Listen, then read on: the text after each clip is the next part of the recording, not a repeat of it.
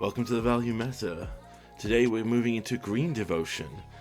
So this deck is actually already an established Pioneer deck, so making a budget version of it was pretty hard because the list is so fine-tuned. But this is what we ended up with.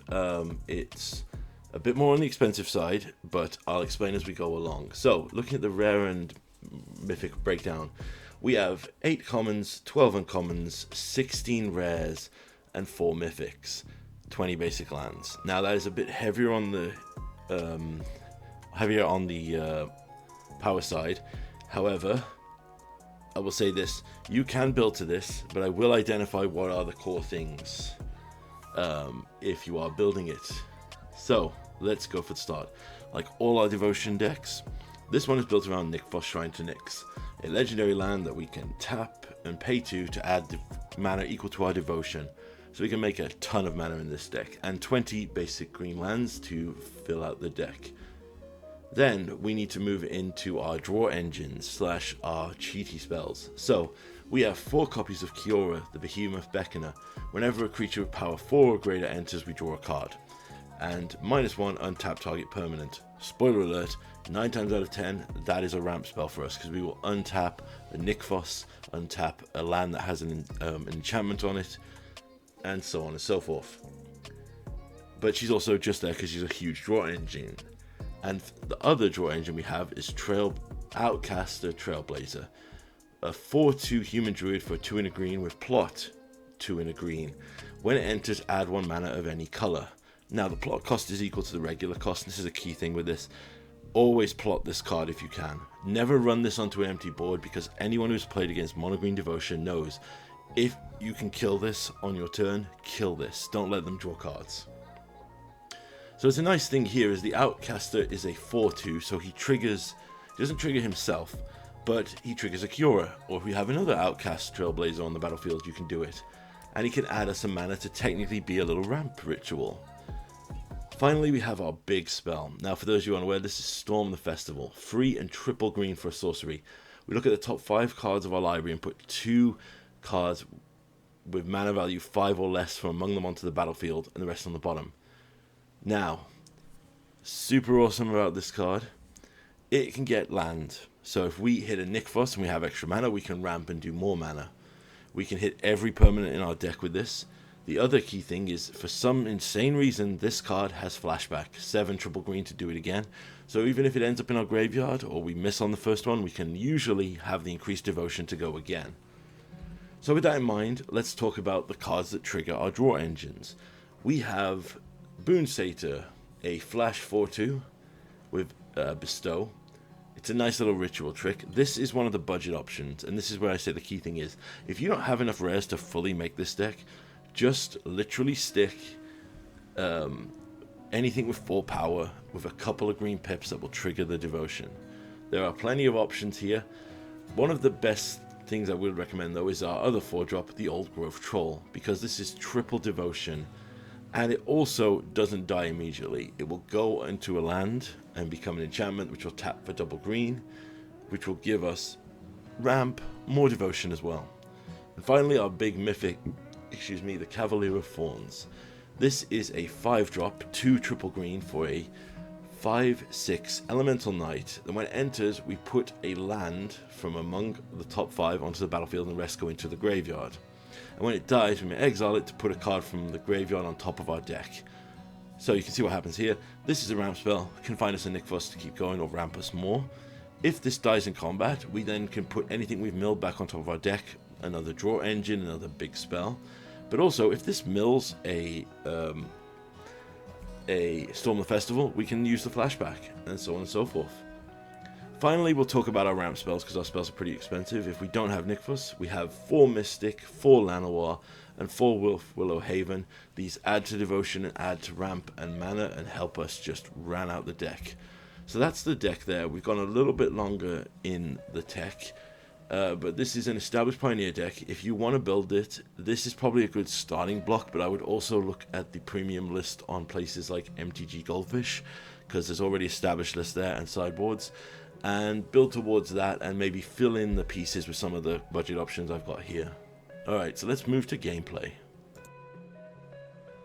Game 1, and I will warn you, these matches are short because Green Devotion being an established list means a lot of people will see you start going off and just concede. So this hand looks a little slow, but we do have triple Storm the Festival and a Kiora there's nice, so let's run out of Mystic on 1.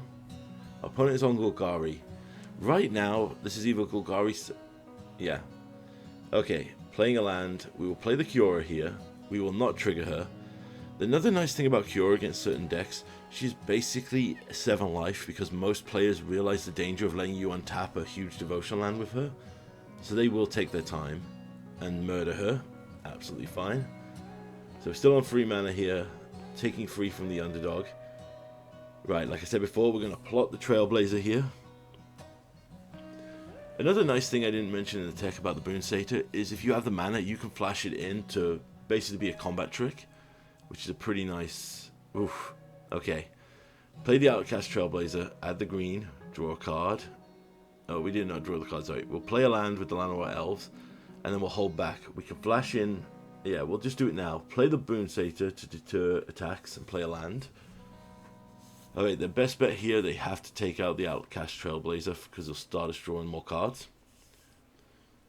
You can tell the Boon Satyr is the budget card because they literally were highlighting it to read it to be like, wait, why are you running this? Ah, I miss Boon Satyr, man. I used to play it in Standard years ago when I first started. Okay, they're using their Murderous Rider here to take out the draw engine, which is the correct play. So we need a land here to hit a Storm the Festival. There's a Gutter Bones. Cavalier of Thorns is pretty rough, so we'll just run this out now. That finds us a Nickfuss, so we'll play that. And you see there we mill our 4th Storm the Festival, so we have everything we need now. This is going to be an insane turn. This does play more like a Storm deck. There's an Assassin's Trophy to kill the Cavalier. So we will trigger that, get a basic land so we ramp. And then we can trigger this, and I'm going to put on top of our deck Kiora. And demonstrate Kiora loops. This is one of the reasons why the Cavalier here is so good. Alright, we're going to take it down to 2 here. So we could die to a few things. Right, there's a Knight of the Ebon Legion. Okay. I'm going to start with playing Kiora. Activate the Nickfuss to add 5 green. Untap Kiora to untap the Nickfuss. Do it again. Adding 5 more green up to 8. Play Storm the Festival. Find another Nickfuss, and we'll take the Cavalier here. We will keep the untapped Nickfuss. Find another land. And opponent concedes because they see us starting to go off. This is what will happen with this deck. Game 2 here with Mono Green Devotion. And we have... Oof, this one's a bit close. I'm going to keep it a bit risky here. Alright, let's start with a blue, so let's run out an Elvish Mystic. This is Otherworldly Gaze. Okay, so this is the Dredge deck that's been very popular in Best of 1. A lot of people have been playing it. Yeah, you see there the prized amalgams. It's literally a slower version of old school Dredge from back in the day. Right, I'm going to play the land, run out the old Gopher Troll. They go for a cash grab. They do hit the Creeping Chill. They're looking for Narcomoebas to start triggering to return their spell. Right, there's an Otherworldly Gaze flashback.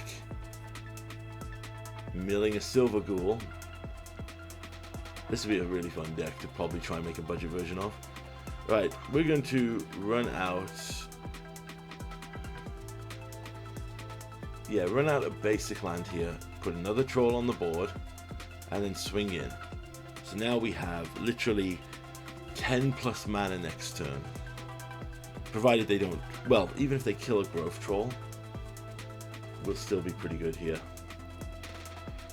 Alright, they play the land. They play a Dredge's Insight. Milling. They desperately need to find this Narcomoeba. Right, they'll gain a life from that. Play the Shrine to Nyx here. And I'm going to Storm the Festival.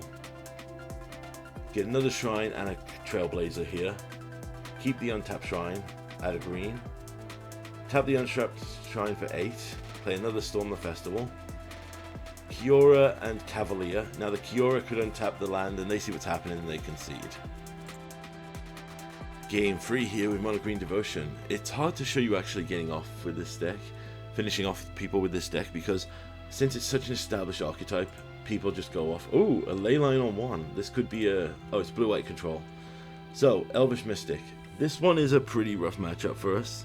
Obviously, board wipe central. However, best of 1 is not tailored too heavy to this. I'm going to try to run out the Wolfwillow Haven here. See what they do with this. No, nothing. So I'll try and add out another Wolfwillow Haven. There's the veto. So they do have counter magic. There's a land. So play Shrine to Nyx. I'm going to start with the Kiora here. See if she eats another counterspell. There it is. There's the Absorb. So this is going to be more of an attrition matchup. We are going to have to resolve something that will give us the edge here. So let's start with the Old Growth Troll, because we have enough mana to pay for No More Lies. And then I'm going to attack with the Mystic here. Pass back. I could fully tap out here, but Cavalier is going to be a pretty big swing for us if we can get it going. And I'm tempted to... okay, they play that. Alright. I'm going to plot the Trailblazer and swing in. They're going to Surveil 1. They draw the card, which is scary for us. There's a Verdict. That's actually perfect. So, the Troll will now attach to the land, still keeping our devotion high. We will go to our turn, play a land, play the Trailblazer, taking a green. Now, activating Nykthos here, in case we hit a Nykthos off the night. Play the Cavalier. Just hits us a basic, but does draw us a card here. Old Growth Troll. Play that, draw us another card. Boon Satyr. Nice, so we can pass, wait to see if they go for anything scary. We could flash it in, or we could... no, we don't bestow it, we need 1 more mana. Let's see what our opponent goes for here. They're up to 6 mana, so it could be something completely backbreaking. There's a Consult the Star Charts, clearly looking for another board wipe. They don't find it and they concede, so we built it up. Good game.